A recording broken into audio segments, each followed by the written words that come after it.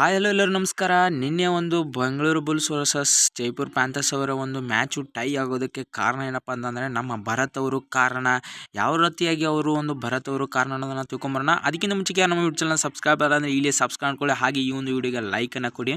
ಭರತ್ ಅವರು ಯಾವ ರೀತಿಯಾಗಿ ಕಾರಣ ಅಂತಂದರೆ ಲಾಸ್ಟ್ ಮೂಮೆಂಟ್ನಲ್ಲಿ ಒಂದು ನಿಮಿಷ ಇರುವಂತಹ ಒಂದು ಸಮಯದಲ್ಲಿ ಜೈಪುರ್ ಪ್ಯಾಂಥರ್ಸಿಂದ ಒಬ್ಬ ರೈಡರ್ ಅವರು ರೈಡಿಗೆ ಬಂದಂತಹ ಸಮಯದಲ್ಲಿ ಭರತ್ ಅವರು ಆ್ಯಂಕಲ್ ಹೋಲ್ಡನ್ನು ಮಾಡ್ತಾರೆ. ಇಲ್ಲಿ ಇಮೇಜಲ್ಲಿ ನೋಡ್ಬೋದು ನೀವು.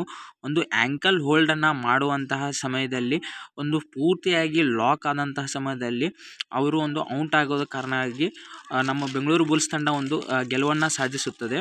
ಈ ಒಂದು ಮ್ಯಾಚನ್ನು ಗೆಲ್ಲೋದಕ್ಕೆ ಭರತ್ ಅವರೇ ಕಾರಣ ಅಂತಲೇ ಹೇಳ್ಬೋದು. ಭರತ್ ಅವರು ಒಂದು ಆ್ಯಂಕಲ್ ಅಂದರೆ ಅವರ ಒಂದು ಲೆಗ್ಗನ್ನು ಹೋಲ್ಡ್ ಮಾಡಿದ ತಕ್ಷಣ ಎಲ್ಲ ಒಂದು ಟೀಮಿನ ಸಪೋರ್ಟು ಕೂಡ ಒಮ್ಮಿಗಿಲೆ ಬರುತ್ತೆ. ಅವರು ಆ ಜೈಪುರ್ ಪ್ಯಾಂಥರ್ಸ್ ಅವರ ರೈಡರ್ ಕೂಡ ಒಂದು ಕ್ರಾಸ್ ಲೈನ್ ಇತ್ತಾಗೆ ಅಂದರೆ ಒಂದು ಗೆರೆಯ ಸಮೀಪನೇ ನಿಂತಿರ್ಬೋದು, ಆದ್ರೂ ಕೂಡ ಒಂದು ನಮ್ಮ ಎಲ್ಲ ಬೆಂಗಳೂರು ಬುಲ್ಸ್ ತಂಡದ ಆಟಗಾರರು ಒಂದು ಕ್ರಾಸ್ ದಾಟಿ ಬಂದಿದ್ದಾರೆ. ಅಷ್ಟು ಒಂದು ಸಮೀಪ ಇರುವಂತಲ್ಲೇ ಒಂದು ಆ್ಯಂಕಲ್ ಹೋಲ್ಡನ್ನು ಮಾಡಿ ಟೈ ಆಗುತ್ತೆ ಮ್ಯಾಚು. ಅವ್ರದ್ದು 28, ನಮ್ಮದು ಕೂಡ ಬೆಂಗಳೂರು ಬುಲ್ಸ್ ತಂಡದ್ದು ಕೂಡ ಒಂದು ಸ್ಕೋರು 28 ಆಗೋದ್ರಿಂದ ಮ್ಯಾಚು ಟೈ ಆಗಿ ಒಂದು ಮ್ಯಾಚು ಅವರು ಗೆಲ್ಲೇ ಇಲ್ಲ, ಇವರು ಗೆಲ್ಲೇ ಇಲ್ಲ, ಒಂದು ಮ್ಯಾಚು ಟೈ ಆಗಿದ್ದಕ್ಕೆ ತುಂಬಾ ಸಂತೋಷ ಆಗಿದೆ ಅಂತ ಕೋಚ್ ಆದಂಥ ರಣಜಿತ್ ಸಿಂಗ್ ಅವರು ಹೇಳ್ಕೊಂಡಿದ್ದಾರೆ. ಹಾಗೆ ಭರತ್ ಅವರು ಒಂದು ಖುಷಿಯನ್ನು ವ್ಯಕ್ತಪಡಿಸಿದ್ದಾರೆ.